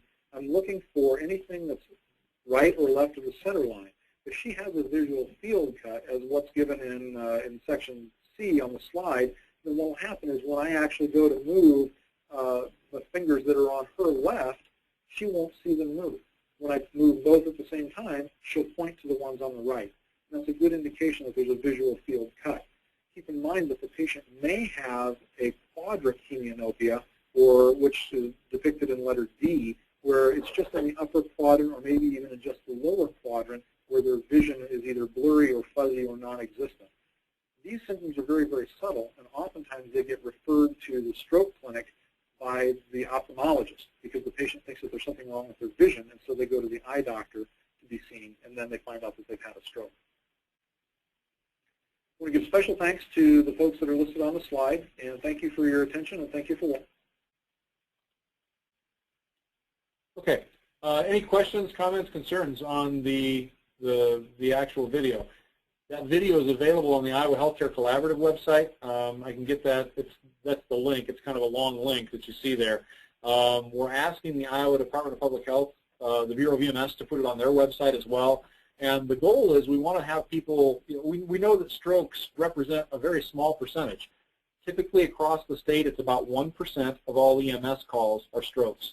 So if you run 800 calls a year, then you're going to see 8 strokes. If you run 100 calls a year, you're going to see 1 as a general rule. We know that we don't see it very often, so we wanted to provide a video or some sort of a tutorial for the MEND exam that we're using for our Iowa stroke exam to fill that form out. The other thing that's important is that that form was designed originally to follow the patient. We would hand that form off to the ER, and the ER would put it through their system, and then when it got to the stroke coordinator for the hospital eventually, when they went to a stroke center, the stroke coordinator would send that form back to the University of Iowa because they are the ones who are compiling all of our statistics. Right now, if you know anything about data in Iowa for what we're doing with our EMS data, it's kind of all over the board. The Coverdell Stroke Project is a separate project from our state EMS data, and that's where this form goes to, which is being housed at the University of Iowa. And one of the problems that we have is right now we can't even tell you how many strokes there are in Iowa. The information we have is all based on hospital discharge data, and it's all from CMS. So if you're not a Medicare patient, we don't know you exist. But we do know that there are patients that are younger than 65 and that are not on Medicare or Medicaid that have strokes. So we're trying to get more information and get better information. What we need to do now is, since those forms are not making it through the hospitals, we put on the bottom of the form on page 2 the address of where to send it to. So make a photocopy and just mail it or fax it to Mike Mueller at the College of Public Health, and they'll scan the form and put it into the database. We have existing data agreements with the University of Iowa. The Bureau of EMS does, and since this is a required, or this is actually information that's being submitted through the Bureau of EMS, there's no HIPAA and confidentiality issues with it. So we can go ahead and provide that information for the College of Public Health. Questions, comments, concerns on anything as far as the form or the exam goes? Yes, no, Bueller, anyone? All right, 10 jumping jacks, anybody? Where do you get the form at? Form. Can't even get jumping jacks. Where do you get the form? The form can be found, let's see. I know we've got it on our website for the Central Iowa EMS Service Directors because I posted it there. The other places you can get it are on the Iowa Healthcare Collaborative website, which is www.ihconline.org. And that one's buried a little bit deeper. It's in the Coverdell process. And actually, I can show you. Let me go here. The Central Iowa EMS Service Directors is our EMS association for Polk County and for the 9 surrounding counties. And I manage that website, so I know right where it's at, or I should know right where it's at on here. You see the URL is just www.ciemsd.org. There's no password protection or anything for it. And it should be on, it's either on our library and reference page. Yeah, it's right there. And then you have the Iowa Stroke Alert, the MEND form. And then the video for the instructions is right there. That link will take you, we'll replay that video. And then this is the actual form right here. And it's downloaded as a PDF.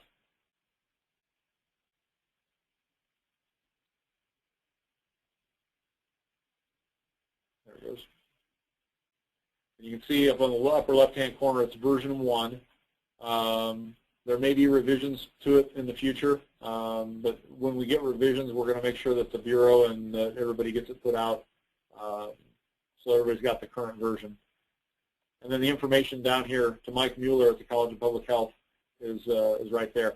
And even if it's a stroke mimic, if we think this might be a stroke and we take the patient to the hospital and we find out later that it's a stroke mimic and it's not truly a stroke, they still want the form. And part of that is because we don't know what the over-triage rate is. I've called in and said, hey, I'm coming to you, Mercy or Methodist here in Des Moines, with what I think is a stroke alert, and we show up there and find out it's not a stroke alert. That's okay. Because if I don't call them and say, hey, I think this is a stroke alert or a stroke in progress, and you know, we think this is really a time-sensitive issue, if I don't put that bug in their ear, then they treat it also as if it's not a stroke alert. And that's what all these studies are now showing, is that EMS articulation with the hospital is one of the key things that will increase the treatment of stroke patients. So we're really sitting in the driver's seat on a lot of this, and it's kind of cool because it doesn't happen very often for us. Other questions about the form, where it's located or how to use it? Yeah, is this something that we can expect to get done en route to the hospital, or do it before then, or what's the plan exactly? That's a great question. It depends. It'll depend on your system. If you look on this particular form, and this was taken directly from the MEND exam out of that Advanced Stroke Life Support course in Florida. So if you look on here, it says examination perform on scene. The first 3 steps of the Cincinnati Pre-Hospital Stroke Screen are done on scene, and then the neuro exam is done en route if time allows. I forgot to take that off of this version of the form. I think I'm going to get rid of it on the next version. In Florida, when I went down there for the training, we were sitting within 3 miles of 9 primary stroke centers and 3 comprehensive stroke centers. You couldn't swing a dead cat without hitting a stroke center. So it didn't matter what hospital you were going to there, you were going to a stroke center because everybody was a stroke center. Here in Clive, it makes a difference for me because we sit in a suburb in the Des Moines area. To the west of us are 2 new hospitals, the Methodist West and Mercy Westlakes, that are community hospitals. They are not stroke centers. To the east of us is Mercy, the main hospital downtown, and Methodist downtown. And they both are stroke centers. So for our service, what our EMS providers will do is we will do the entire exam right there in the living room, because that determines which direction do we go when we leave the patient's house. If we leave and go the wrong direction, we've just eaten up time that we didn't need to eat up. So it really does depend on your particular service as far as what your transport times are. The other thing that you'll need to talk about with your service director and your medical director is, do you bypass a local hospital to go to a stroke treatment center, a primary stroke center, depending on your location? And I've got some slides that will show that and talk about that here in just a little bit. That's a good question. Other questions about the form?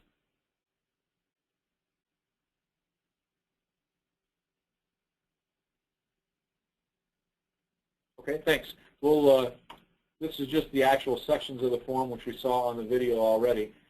So the other thing that I mentioned this just a little bit ago, things that we need to keep in mind is that there are differential diagnoses. There's other things that mimic stroke. And as EMS providers, sometimes it's kind of an ego deflator for us if we go into the hospital and say, yeah, I think this patient's got a stroke, and it turns out they call us back and say, no, this patient had a migraine. You go, well, what the heck? I just watched this presentation on stroke, and I did the stroke exam, and these things were abnormal. Stroke is not nearly as cut and dried as STEMI, and it's not as cut and dried as trauma. We've got very strict trauma criteria that we can follow, and a lot of years worth of data to back that up. The brain is pretty complicated. There are seizures that will mimic a stroke. A patient with hypoglycemia can mimic a stroke. We've seen patients with a blood sugar of 30 that has complete one-sided paralysis and they can't talk. Not sure exactly what causes that, but we know it exists. And that's why in the stroke protocol, we also check a sugar.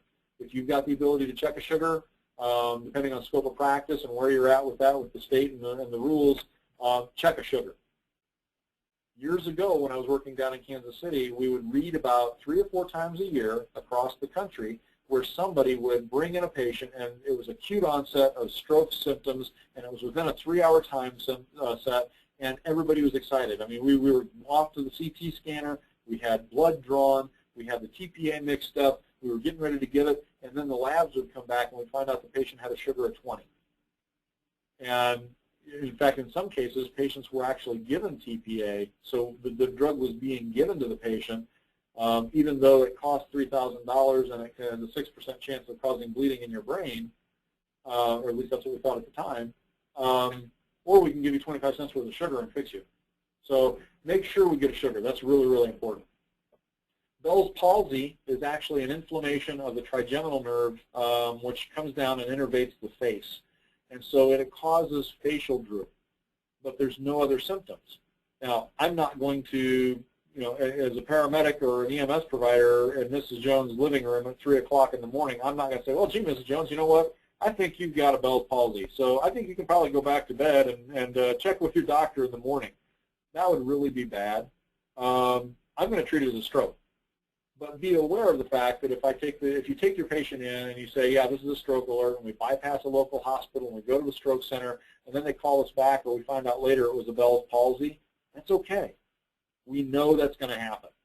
We don't know with what rate that it happens. The University of Iowa started looking at this because they do a lot of, they have a lot of referrals that come in from a lot of different areas by ambulance. They're estimating right now that it's about 1 in 7.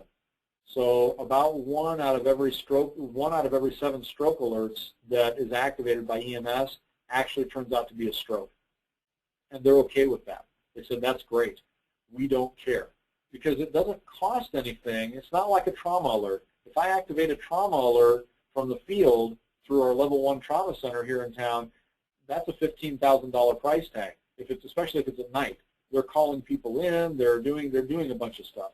Same thing's true with a STEMI alert. If they call their cath lab team in and they open up a bunch of supplies, they've got cost associated with that.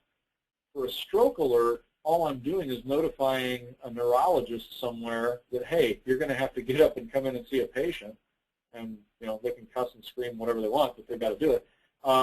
And that we're notifying the hospital that we need the CT scanner cleared because we got an emergent patient coming in that needs that CT scanner, and this is the highest priority.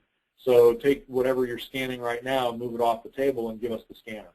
Or if you're at a community hospital where you've got CT scanning capabilities, you've got the ability to do it 24 hours a day, but you've got your CT tech at home on call, we're giving them a heads up that, hey, you need to come into the hospital and get the machine warmed up because we're bringing in a potential stroke.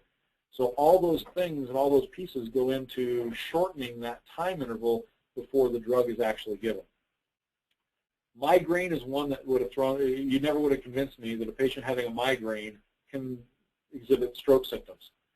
Interestingly, the lady that we looked at, the broadcaster, wherever she went, I think I lost her, but the broadcaster that I showed you earlier, they said that her diagnosis was actually she was having a complex migraine. So complex migraine can mimic a stroke, and it fools a lot of people. It fools neurologists. The best story that I've got, the first time I saw this was in a 42-year-old patient that came into the hospital in the ER where I was working in Kansas City. And I was working in the ER, and I'm on the stroke team. In fact, I'm the educator for the stroke team, and I'm enrolling patients in a study. So I've got a lot of background in this. And she came in, and they said, hey, we think this is a stroke. So I made a beeline over there, and I did an assessment. I said, you know what? This is a stroke. ER doc came over and said, yep, it's a stroke. Neurologist came in, said it's a stroke. The stroke coordinator came in and said it was a stroke. The interventional radiologist who was going to actually put the coil into that clot and pull it out mechanically, he said it was a stroke. So I felt really good. When they said it was a migraine, mine was the lowest pay grade.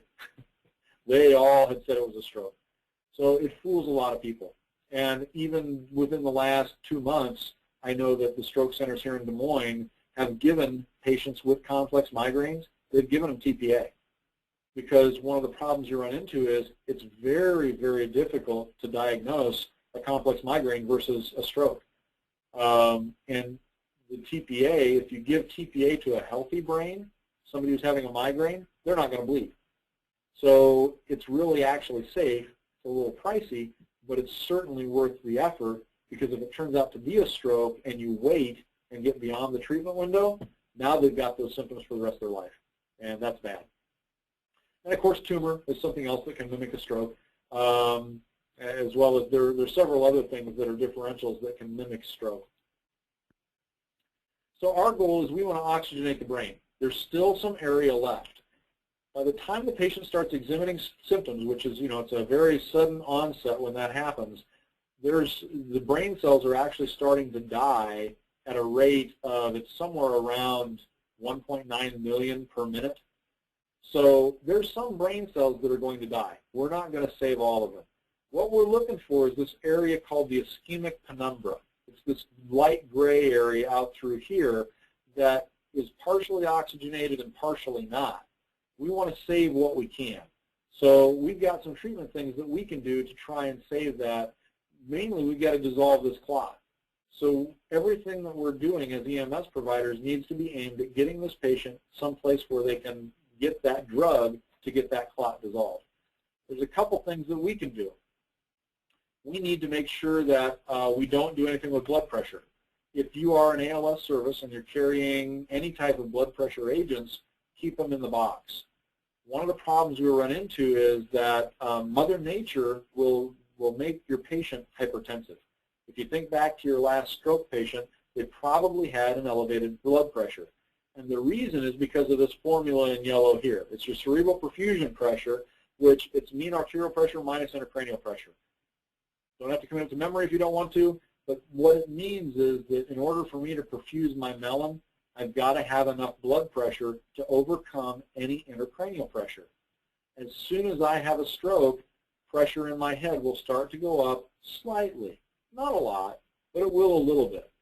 So if I do something to drop my patient's blood pressure, if I think, oh my gosh, I don't like that blood pressure being at 180 over 110, here, let's squirt some nitro under their tongue and we'll make their blood pressure come down, what I'm doing is I'm making that infarct larger, because Mother Nature has pumped the pressure up to protect that ischemic penumbra. So as EMS providers, we don't want to do anything with blood pressure until after the patient has been evaluated by a physician. Once they've been seen, and if they're going to be a TPA candidate, they may decide to do something for the blood pressure at that point, but it's not going to be nitroglycerin. Nitroglycerin is a notoriously bad drug for trying to control or make a controlled drop in blood pressure. It doesn't work very well. It's a side effect of the medication. It's not the actual desired effect. So we want to try not to do that. Supplemental oxygen is one of the things that's come out from the Heart Association now. They say if there's anything with saturations less than 94%, give them supplemental oxygen. Or if they're showing any signs of increased work of breathing. This came to us from the cardiac world. It has not been studied in stroke, and it's controversial. Some neurologists are saying, no, I want my stroke patients all to be on oxygen. It's up to the local flavor, whatever your local medical director says and the stroke center says.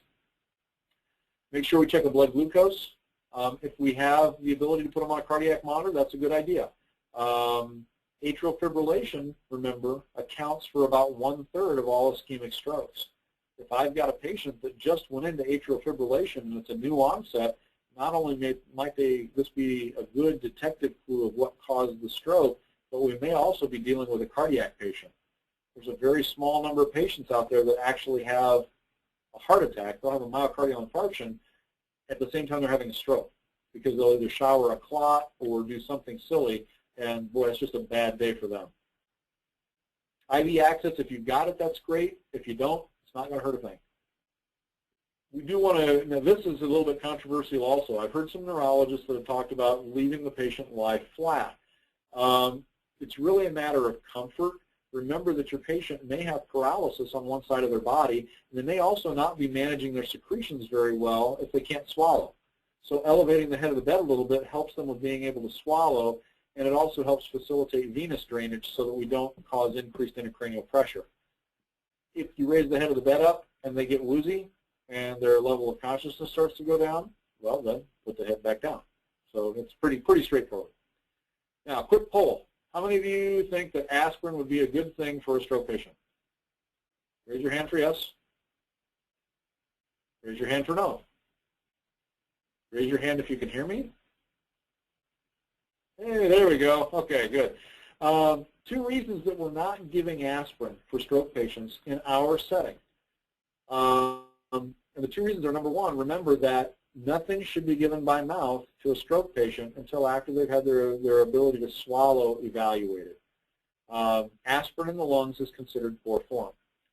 The other thing that we want to watch out for is the clot that is causing my patient's stroke that I'm dealing with right now, when we're within this 3-hour time window or 4.5-hour time window, that clot was a mature clot. It formed in the body somewhere and it traveled to the brain. Aspirin does not do anything to a mature blood clot. Aspirin will stop a clot from forming in its tracks, and that's what happens in an MI. A patient who is having an MI, they have a blood clot that is starting to form in a coronary artery. It didn't start in their lower leg and travel to the coronary artery. That doesn't happen. It's actually forming in the coronary artery. So aspirin is the best treatment for a patient with an MI or with chest pain because we can prevent that MI from occurring. It doesn't work in stroke. Now, the next day, once the patient has been evaluated for their ability to swallow and they're in the hospital, the patient will be put on aspirin or Plavix or some sort of an antiplatelet agent because they want to prevent the secondary stroke. But it's not to treat the acute stroke that we're seeing right now. So it's kind of a different, make sure that we've got a good distinction there. So we talk about preferential routing for stroke centers. In the area where you guys are at and looking at who's represented with Lewis Township, Minden, I didn't look at Walnut. Is Walnut in the Council Bluffs area, roughly? Okay, got a thumbs up, excellent. In the Council Bluffs area, you've got 2, in Council Bluffs yourself, you've got 2 primary stroke centers. And if you cross the river and go over into Omaha, you've got 9 primary stroke centers. So you've got stroke centers that are all within a fairly short distance. The question becomes, do you bypass another hospital to go to a primary stroke center? What I don't know is how many other hospitals you have in the Council Bluffs area that patients may go to. So are there several other hospitals, or the 2 stroke centers in Council Bluffs are Jenny Edmondson and Allegiant Mercy, I believe. Are there other hospitals? I'm seeing yes. Okay. So the question you're going to have as EMS providers is, do you bypass those other hospitals to go to Jenny Edmondson or Allegiant Mercy if you've got patients that you think is having an acute stroke?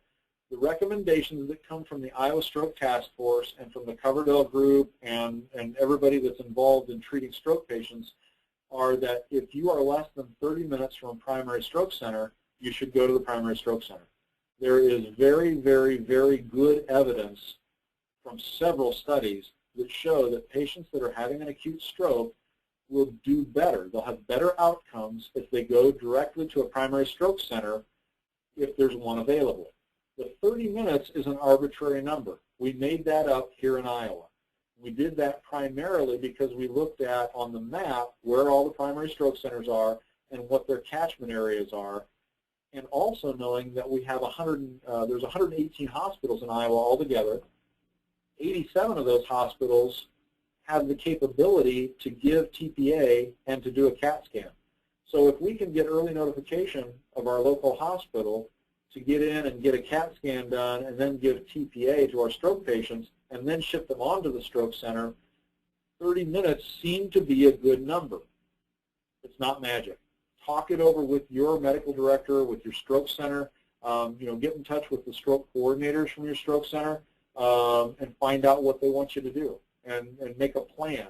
And that plan should be made before Mrs. Jones calls 911. Don't try and figure it out after the fact when you're trying to deal with where are we going to take her now that the symptoms have started. So generally, if we can get a patient to a stroke center within that 4.5-hour time window, that's what we're really aiming for. And that's the way that it's written in the Iowa EMS protocol right now, and that's the recommendation that's made. So questions or comments on that particular protocol or the deal of bypassing? I know that that's also a political hot potato sometimes, especially if you are a hospital-based service. There's a lot of things that go into that decision. Purely from the clinical standpoint, this is the recommendation, and this is what's best for the patient based on lots and lots and lots of information. The Iowa Healthcare Collaborative is in partnership with the Department of Public Health and the Bureau of EMS, which is now the Bureau of Emergency and Trauma Services. And they're online. They have a lot of resources. The Coverdell page that's online on their website has a lot of good information. And one of the things that it actually has on it is, I think this is their website. This is off of that website right now. This is the list of the primary stroke centers in Iowa.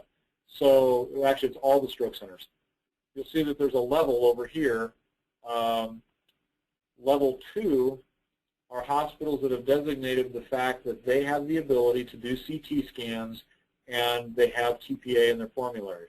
So they're what's referred to as a drip and ship. So they can actually give the TPA and ship them on to a primary stroke center. Level 1s are your primary stroke centers. Level 3s are hospitals that have said, don't bring us stroke. So there are 9 hospitals in Iowa that have designated themselves as level 3s. They said, if you're an EMS provider, do not bring stroke to us, go to a different hospital. Because they've recognized the fact that they don't have the specialties to take care of it. And what's interesting is I would have anticipated that those hospitals would all be very rural hospitals. But as you notice right here, Broadlawns Hospital in Des Moines has designated themselves as a level 3 because they're surrounded by other hospitals that have the ability to do drip and ship, and there's 2 primary stroke centers that are within 5 minutes drive time. So they've just told the EMS providers here in the Des Moines metro area, don't bring us a stroke. There's people that can take care of it better. So the other thing that's available on this website is it's a map that I'll show you here in just a second that shows where all the primary stroke centers are. Let's see here.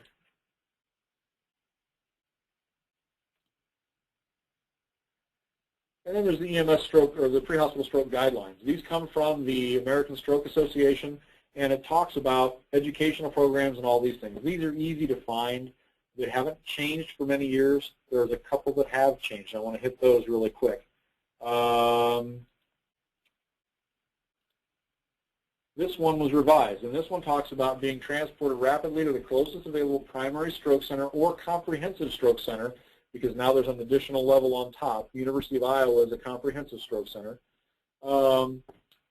And this comes from a lot of evidence. And once again, if you get into the details and start looking at the references, you'll find out that there's a lot of stuff to back this up. So if you need to talk with your medical directors or your service directors about this and find out more information, I'd be happy to visit with you after the class or at a different time. You can get in touch with me or anybody from the Stroke Task Force, and we can provide you with that evidence.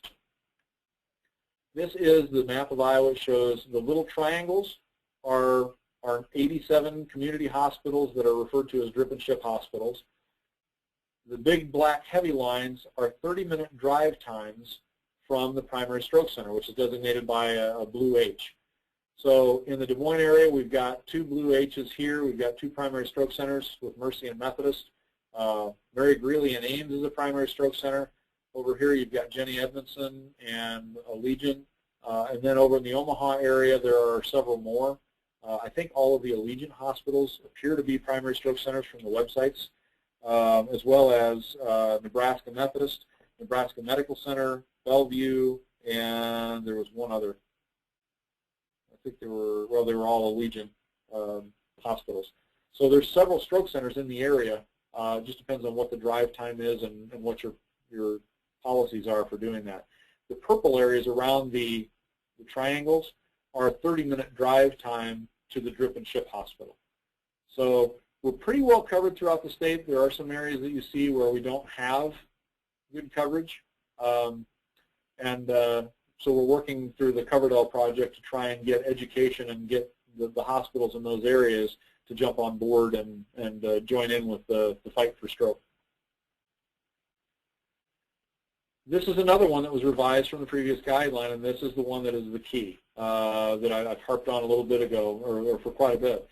We need to make sure that we are giving the hospitals early notification of a potential stroke in progress. We also need to be aware that it could be as high as 1 in 10 or 1 in 12 that'll be false alerts. We may be calling in and saying, yeah, this is Brian with Clive Ambulance 323. I'm bringing you a stroke. And they're going to roll their eyes and go, again?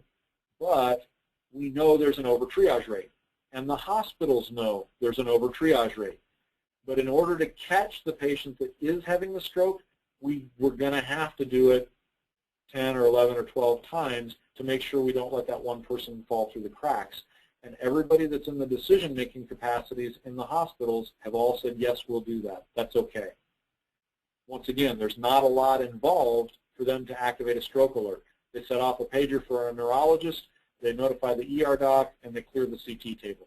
There's no cost involved. So it's not hard for them to do that.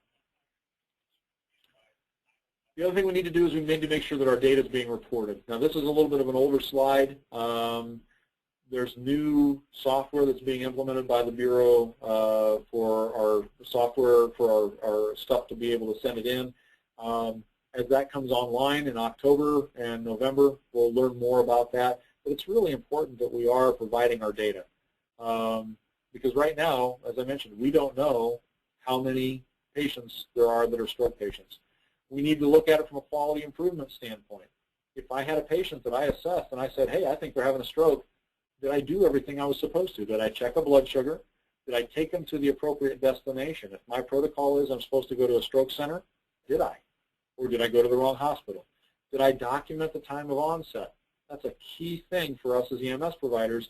We are the detectives. We're going to be there when Mrs. Jones has her stroke. We're going to be able to see her in that environment, and we can figure that out much easier than the doctors. And did we call the stroke alert? Did we articulate that handoff with the hospital? Those are the things that we need to do. Another thing that we need to watch, and this is new in the literature, we haven't read much about this at all, but it's glycemic control. How many ALS providers in the audience? Got some ALS providers? When we were taught to give D50, our protocol says, okay, we're going to give 25 grams of D50, 1 amp. We put the syringe together, we give it, and we slam the whole thing, or push it for a couple hours if it's through a 22 gauge IV, and then we gave the whole thing. And then we'd check their sugar, and their sugar would be 340, and we were all happy and giving high fives because the patient woke up. Patients who are having strokes don't like high blood sugars in their brain. It's a bad thing. If we have documented hypoglycemia, we check their sugar, and their sugar was low and they need D50, we can give it, but we don't have to give the whole amp. You can give a little bit of sugar and then recheck the glucometer. Once they get into a normal blood sugar range of 100, 120, 140, whatever it is, if they still have their symptoms of the stroke, this is a stroke. If we give them the whole amp of D50 and now we've made their sugar 390 and they're still having symptoms, we just made them a stroke that's going to have a hard time recovering because stroking brains don't like hyperglycemia. So we need to be a little cautious with that. And I think we covered the other points there. And so this is what we've got on our plates. We need to make sure that we are using a better exam. We're the Stroke Task Force and the Cover Dog Group is really promoting the MEND exam as our Iowa stroke exam. Make sure that we're updating our crews. Spread this information. It's not rocket science. There's a video out there that can show you how to do the assessment. If you're interested in having people come out and help you with how to do the assessment and talk specifically about stroke and what's in your area, we've got the contact information for your stroke coordinators, for Jenny Edmondson and for Allegiant. We can even put you in contact with the Omaha hospitals if that's what you want to do. Or if you want to talk with the folks from the hospitals here in Des Moines, we've got all those networks. So we need to make sure that we've got those things done. And we need to do it in advance. So make sure you've got this all put together before you go out and answer that call for the stroke. Okay, our time is up, so I think I've got, oh, look at that, last slide. Worked out well. Any questions, comments, concerns? Donations? Cookies? Hearing none. All right, thanks for your attention. I appreciate the fact that you all tuned in, and appreciate the fact that you allowed me to ramble on and try my hand at a webinar, which I have not done for a long time. I hope it was information that was useful. If you've got comments, I have a feeling that we're going to be doing more webinars. You guys have been doing them for quite a while. It sounds like you guys have had some great success. I'm new to it. If you can get comments back to Sherry, that would be great, because I'd like to know whether this was received well or if there's things that we can do to make the webinars work better from your perspective, because this is something that I think we'll probably be exploring more and more throughout the state. So thank you very much, and I'm going to sign off if there's no questions. Thank you, Brian. Very good presentation. All right. Thank you much.